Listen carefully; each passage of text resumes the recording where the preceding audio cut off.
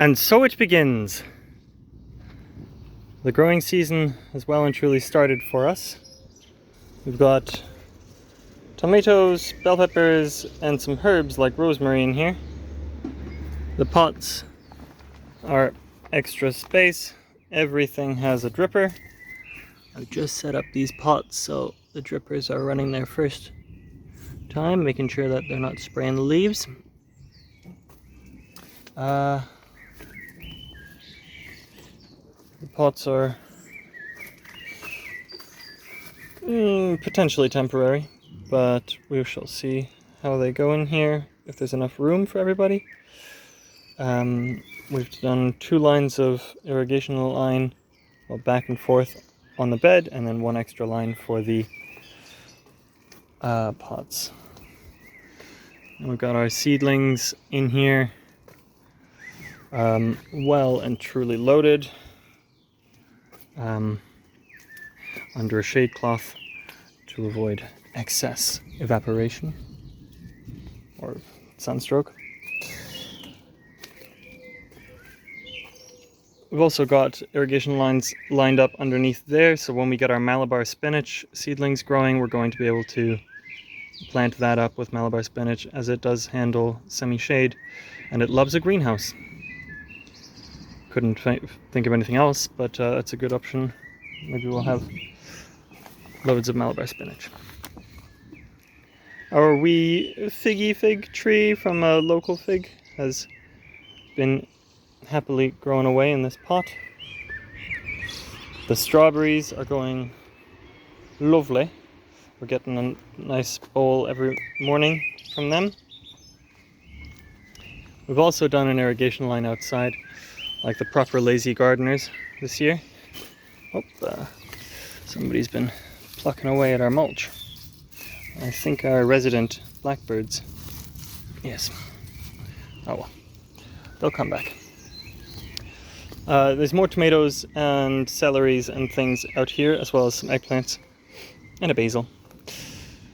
Along here we're going to have cucumbers on this netting, but under here we have, if we can peek under the skirt, some lettuces and more celeries. Each celery has a dripper. They're about 30 centimeters apart. Well, this one's not looking very happy. Hopefully he'll perk up again. And then we'll have each cucumber also have a dripper. I think that's going to use substantially more water, but it'll also be substantially more fruit. A lovely thyme balm over there. Survived the winter underneath some cover. And in here we've got just 3 eggplants with drippers.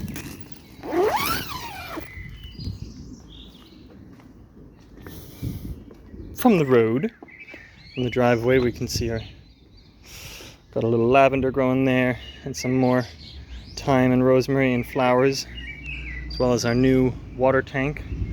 Got 2 of these and a 1,000-liter IBC tank.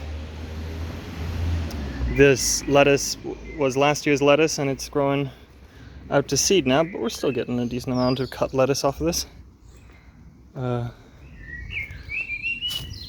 It's a kind of chicory, actually, that lettuce.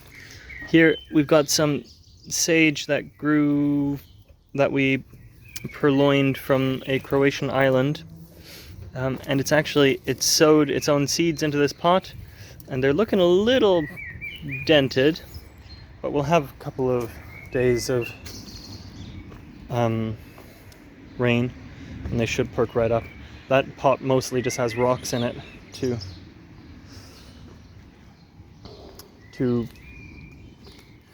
show off, I guess, the Croatian habitat.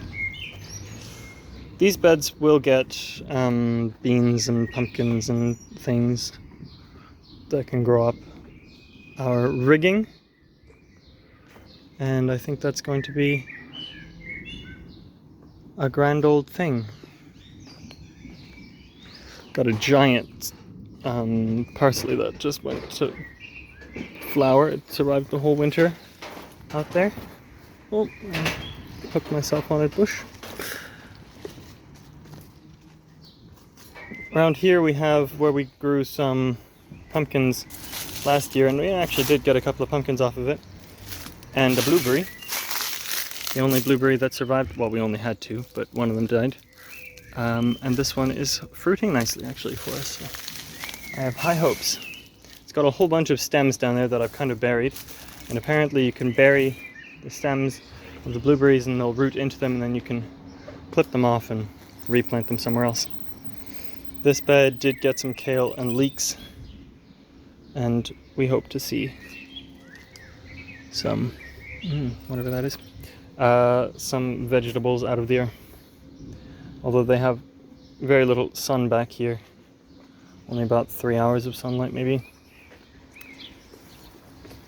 And those cypresses probably have their roots all up in those beds, to be honest.